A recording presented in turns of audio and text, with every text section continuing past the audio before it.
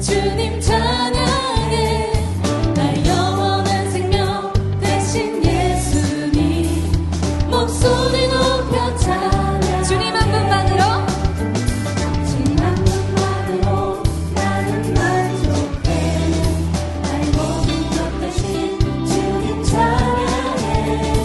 나의 영원한 생명 대신 예수님 목소리 높여 찬양. 주님의 크신 사랑 찬양해. 나의 힘과 능력이 되신 주, 나의 모든 삶 변화되었네. 대신 주의 사랑 찬양해. 주님 한 분만으로,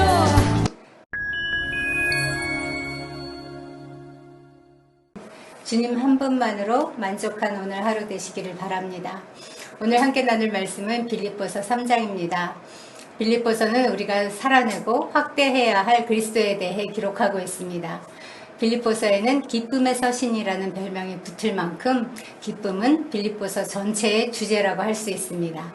그리스도를 삶의 중심에 모신 자들은 그리스도를 본받은 자기 희생, 또 사랑이 넘치는 교제, 서로를 섬기는 겸손, 그리고 박해 가운데서도 기뻐할 수 있는 믿음의 성숙을 지니게 됩니다.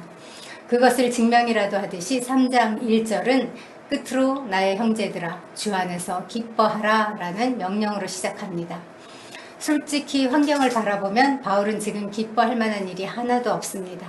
바울은 지금 옥에 갇힌 상태에서 자기가 유럽 최초로 개척한 그 빌립보 교회에 닥친 여러 가지 좋지 않은 소식을 듣고 있기 때문입니다.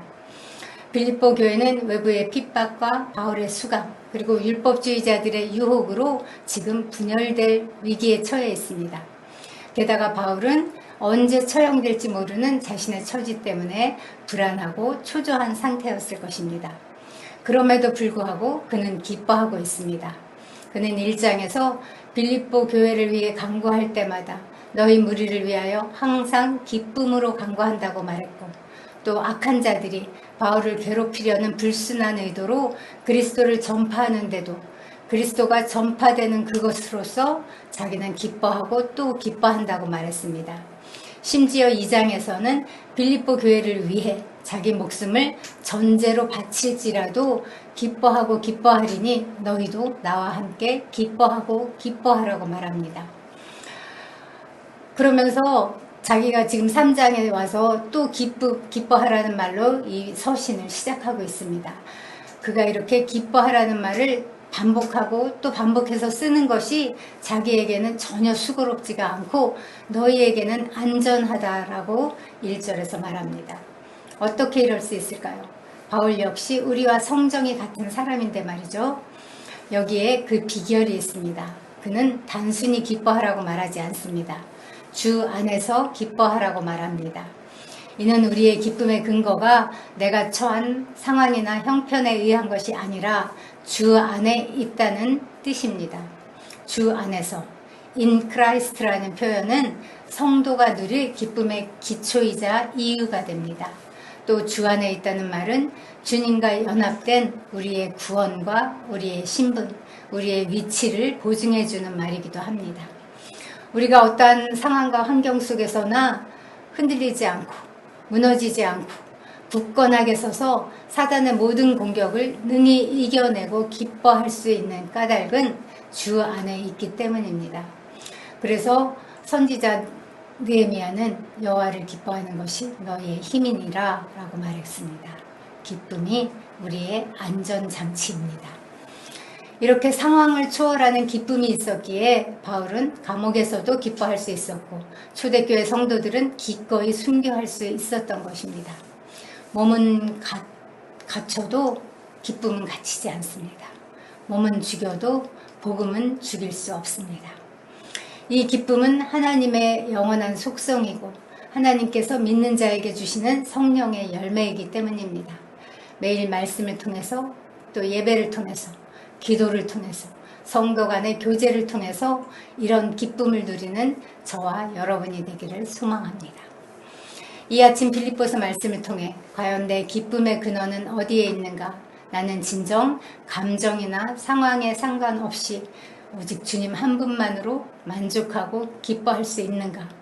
이렇게 스스로에게 질문해보며 나의 믿음의 상태를 점검하고 측량해보는 시간 되시기를 바랍니다.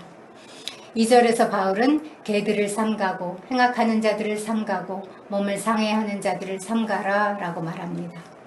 여기서 삼가라는 말을 3번이나 하는 것은 이방인 개종자들에게 유대 율법주의를 강요하는 자들을 그 정도로 주의하고 조심하고 경계하라는 강조법입니다.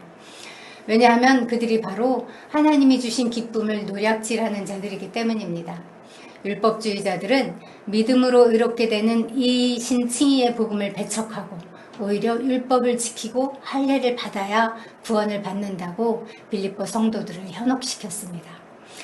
마귀가 노리는 것은 어찌하든지 육체의 행위로 구원받는다고 속여서 하나님이 베푸신 구원의 은혜를 망치고 인생의 주체가 하나님이 아닌 자아가 되게 하려는 것입니다. 하나님이 주신 구원의 기쁨과 자유를 빼앗고 일생 무거운 짐을 진 채로 헛되이 수고하게 만들려는 것입니다. 속지 맙시다. 행위로 구원받고 의롭다함을 얻을 육체는 하나도 없다고 성경이 분명히 말씀했습니다. 그런데 우리는 어떻습니까? 말로는 믿음으로 구원받는다고 하면서 여전히 우리의 삶 속에서 하나님의 능력을 신뢰하지 못하고 그분의 은혜를 간절히 절실히 필요로 하지도 않고 우리 양심의 속삭이는 성령의 세미한 음성에 귀를 기울이지 않는다면 우리 역시 실제에 있어서는 율법주의적 신앙을 가진 사람과 다를 바가 없습니다. 혹시 내 속에 여전히 나의 힘과 지혜를 의지하려는 마음이 있다면 속히 시선을 십자가에 맞추고 이렇게 기도하시기 바랍니다. 거룩하신 하나님의 아들 예수 그리스도시오, 나를 불쌍히 여기소서. 나는 죄인이로소이다.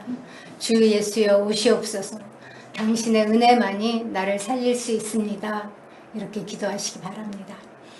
인간의 힘과 지혜로 구원에 이르는 것이 아니라 하나님의 은혜만이 구원이요 생명이 된다는 것을 우리의 삶으로 증명하는 그러한 그리스도인들이 되기를 소원합니다. 그래서 바울은 육체를 자랑하는 그들보다 하나님의 성령으로 예배하고 그리스도 예수를 자랑하며 육체를 신뢰하지 않는 자가 진정한 할례당이라고 말했습니다. 사실 육체를 신뢰하는 것으로 말할 것 같으면 바울은 그 누구보다도 자랑할 것이 많은 사람이었습니다. 그는 율법으로나 열심으로나 흠이라고는 없는 히브리인 중에 히브리인이었기 때문입니다. 그랬던 그가 복음을 위해 그것들을 다 해로 여기고 심지어는 똥으로 여겼습니다. 율법을 가장 탁월한 것으로 여겼던 바울이 그리스도를 인격적으로 만나자 그가 자랑하던 모든 것들을 다 초계같이 버릴 수 있었던 것입니다. 그 이유는 그 주 예수 그리스도를 아는 지식이 가장 뛰어나고 가장 고상하기 때문입니다. 그리스도를 안다는 것은 그분에 관한 지식만 갖는다는 게 아니라 바로 그분의 인격을 얻는다는 뜻입니다. 그리스도를 얻는 것은 그분의 모든 측량할 수 없는 풍성을 체험하고 누리고 소유하는 것입니다. 그래서 그는 어찌하든지 그리스도를 알고 그분의 능력을 깨닫고 그분의 고난에 동참하여 그분의 죽으심을 본받기 원했습니다. 여기서 그리스도를 알다 할 때의 헬라어 그노나이는 지적 지식뿐만이 아니라 경험적인 지식을 가리키는 말입니다. 과거나 현재는 물론 앞으로도 계속해서 알기를 원한다는 강한 의지를 나타내는 표현법입니다. 그러므로 바울이 그토록 알기를 원했던 그 부활의 권능이 무엇인지 한번 알아볼까요? 그것은 과거에 있었던 그리스도의 역사적 부활만을 의미하는 것이 아닙니다. 또 믿는 이들이 죽은 후에 받게 될 그 육체적 부활만을 의미하는 것도 아닙니다. 그 부활의 권능은 지금 살아서 역사하시는 그리스도의 능력을 의미합니다.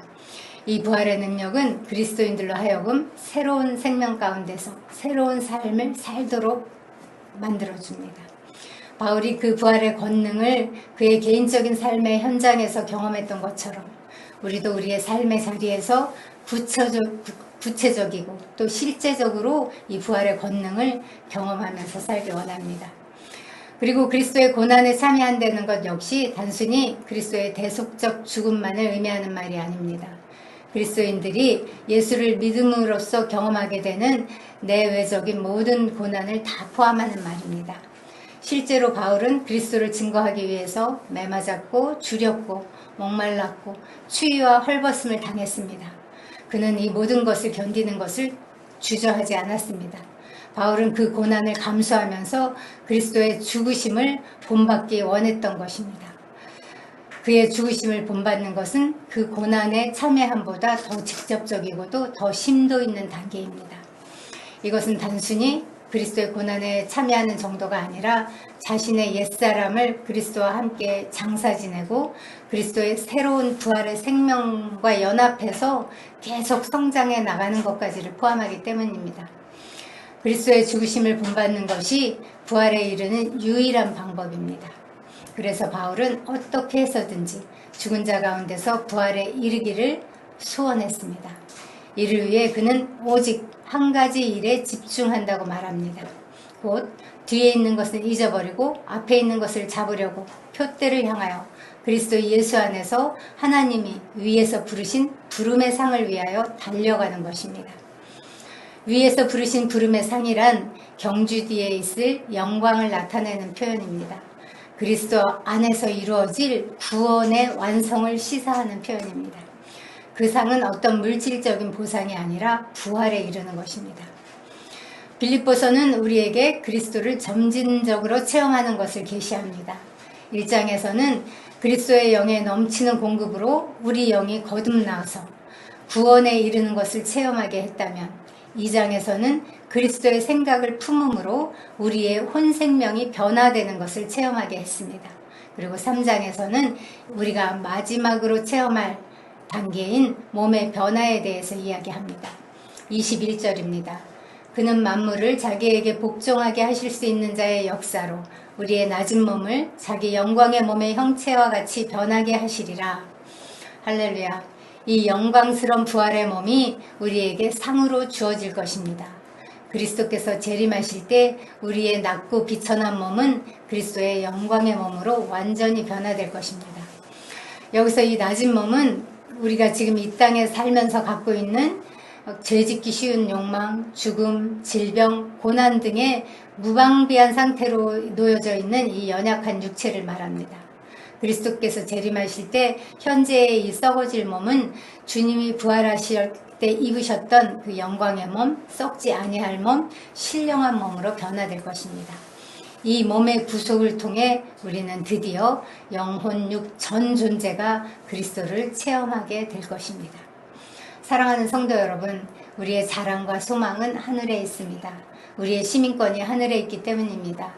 미래에 있을 이 영광스러운 부르심의 상을 바라보며 오늘 이 땅에서 잠시 겪는 그 고난 중에 낙심하지 말고 지속적으로 주 안에서 기쁨을 누리며 살아가는 저희가 되기 바랍니다.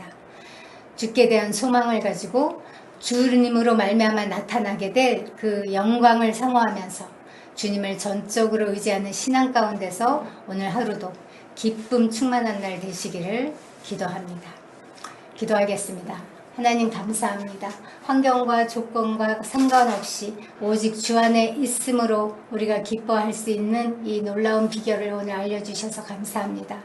주님, 우리의 기쁨의 근거가 환경이나 감정이나 어떤 주님 눈에 보이는 조건에 의한 것이 아니라 주 안에 있음으로 있는 것입니다. 하나님, 그것을 놓치지 않게 하시옵소서.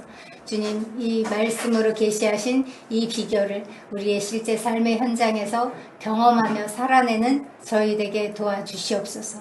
오늘도 우리 삶 가운데 오셔서 그 일을 행하실 주께 감사드리며 예수님의 이름으로 기도합니다. 아멘.